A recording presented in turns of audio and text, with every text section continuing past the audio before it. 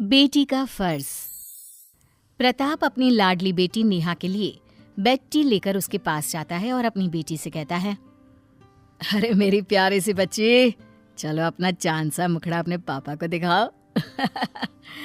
तुम्हारे पापा तुम्हारे लिए बेड टी लेकर आ गए हैं। चलो चलो जल्दी उठो बेटा।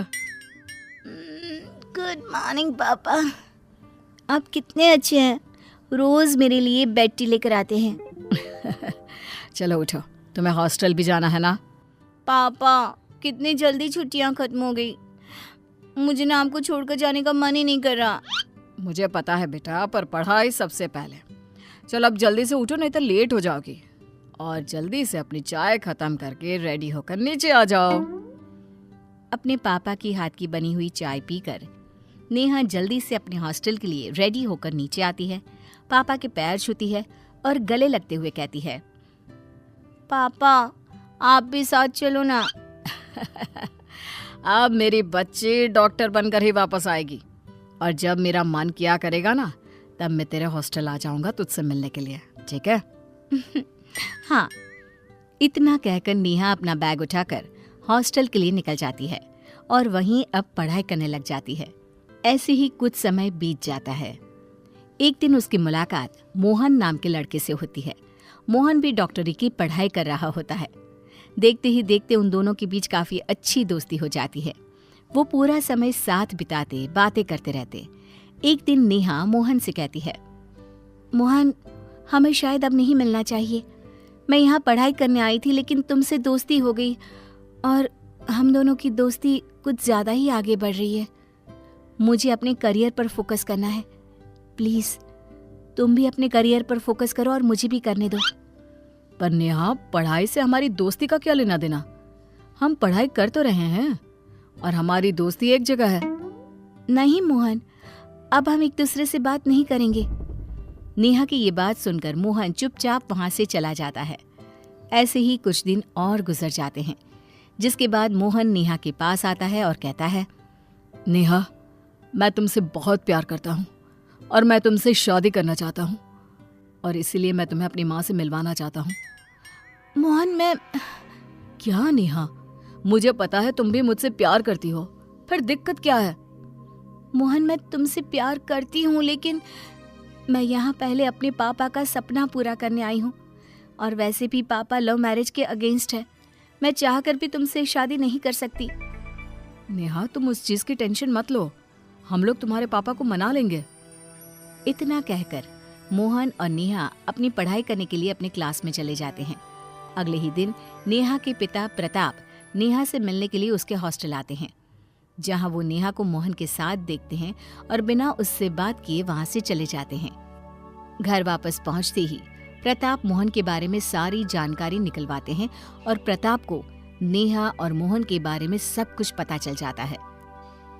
वहीं दूसरी तरफ नेहा की दोस्त प्रीति नेहा से कहती है, अरे नेहा, मैंने तुम्हारे पिता को देखा था, तुमसे मिलने आए थे क्या? क्या मेरे पापा यहाँ आए थे और बिना मुझसे मिले चले गए? नेहा को कुछ डाउट होता है। अब 2 दिन बाद नेहा अपने घर जाती है और पापा से मिलती है, जहां उसके पिता उसको देखकर कहते हैं, नेहा, वो लड़का कौन था तेरे साथ? कौन सा लड़का पापा? तुम्हें अच्छे से पता है मैं किसकी बात कर रहा हूँ। मोहन, कौन है वो? पापा मैं आपको बताने वाली थी। बस नेहा, मैंने तुम्हें इतने नाजों से पाल पोस कर बड़ा किया, तुम्हारी हर इच्छा, हर मांग पूरी की, तुम्हें कभी किसी चीज की कमी नहीं होने दी। जहां बोला उस कॉलेज में एडमिशन कराने के लिए जमीन आसमान एक कर दिए। किस लिए? ये दिन देखने के लिए। अच्छा हुआ आज तेरी माँ जिंदा नहीं है, अगर वो आज जिंदा होती तो जीते जी मर जाती। काश भगवान, मैं भी ये दिन देखने से पहले मर ही जाता। इतना बोलते ही प्रताप अपने दिल पर हाथ रखकर जमीन पर गिरकर बेहोश हो जाते हैं। नेहा अपने पिताजी की ये हालत देखकर जल्दी से हॉस्पिटल लेकर जाती है, जहां डॉक्टर उसे बताते हैं कि उसके पिताजी को दिल का दौरा पड़ा है। ये सुनकर नेहा हक्की बक्की रह जाती है। ये मैंने क्या कर दिया? आज मेरी वजह से पापा जिंदगी और मौत के बीच पहुंच गए। पापा ने माँ और पिता दोनों का फर्ज अच्छे से निभाया और मैं एक अच्छी बेटी भी नहीं बन पाई। अब मैं एक बेटी होने का फर्ज निभाऊंगी। मैं अपना करियर बनाऊंगी और पापा के सपनों को पूरा करूंगी। नेहा अपने पिता प्रताप के पास जाती है। कुछ देर बाद प्रताप को भी होश आ जाता है और नेहा अपने पिता से कहती है, पापा मुझे माफ कर दीजिए, मैं आपसे बहुत प्यार करती हूँ और मैं आपको खोना नहीं चाहती। मैं वही करूंगी जो आप चाहोगे। मैं सिर्फ और सिर्फ अपनी पढ़ाई पर ध्यान दूंगी और एक बहुत बड़ी डॉक्टर बनकर दिखाऊंगी। आपको मुझ पर नाज होगा।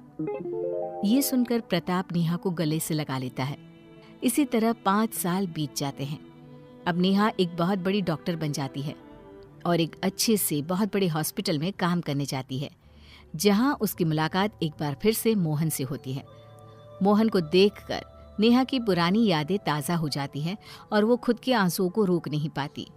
नेहा को देखकर मोहन उसके पास आता है और कहता है, इतने सालों बाद तुम्हें देखकर अच्छा लगा, लेकिन तुम रो क्यों रही हो?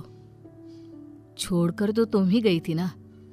मैं तो आज भी वहीं खड़ा तुम्हारा इंतजार कर रहा हूं। मोहन, मुझे माफ कर दो।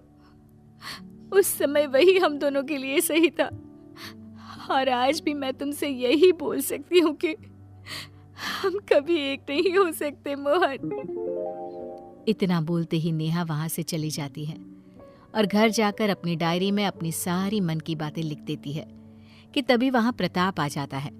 नेहा जल्दी से अपने आंसुओं को पोंछ लेती है और पिता से कहती है, पापा आप यहाँ? बेटा तू अब तक हॉस्पिटल नहीं गई? मैं हॉस्पिटल गई थी पापा, लेकिन कुछ काम याद आ गया इसलिए मैं आ गई। अच्छा मैं चलती हूँ। ये बोलकर नेहा वहां से चली जाती है। प्रताप अपनी बेटी की डायरी पढ़ लेता है, जिसके अगले ही दिन वो नेहा की शादी की बात शुरू कर देता है। नेहा भी अपने पापा की खुशी के लिए एक बार भी बिना कोई सवाल किए या लड़के की फोटो देखे बिना शादी के लिए हामी भर देती है। दिन बीतते हैं और शादी हो जाती है। अभी तक भी नेहा ने अपने पति का चेहरा नहीं देखा होता। शादी के बाद ससुराल पहुंचकर जब नेहा अपने कमरे में जाती है तो वहां मोहन को देख हैरान रह जाती है। तुम यहाँ क्या कर रहे हो? मुझे कुछ समझ में नहीं आ रहा। ये तुम्हारा घर है? कहीं मेरी शादी तुम्हारे भाई से तो नहीं होगी? मेरा कोई भाई नहीं है नेहा, और रही बात शादी की तो वो मेरी हुई है तुमसे। क्या? ये कैसे हो गया? जिस तरह तुमने अपनी बेटी होने का फर्ज निभाया, उसी तरह जब तुम्हारे पिताजी को पता चला कि हम दोनों आज भी एक दूसरे से कितना प्यार करते हैं, तो वो हमारे प्यार के आगे झुक गए और खुद आकर उन्होंने ये रिश्ता पक्का कर दिया और हम दोनों की शादी करवा दी। और तुम्हें कुछ भी नहीं बताने के लिए उनसे मैंने ही कहा था। क्यों, लग गया ना झटका? जिसके बाद नेहा और मोहन हंसने लगते हैं और अब नेहा अपने ससुराल में अपने पति और सास के साथ खुशी खुशी रहने लगती है। प्रताप भी अपनी बेटी की खुशी में खुश रहते हैं।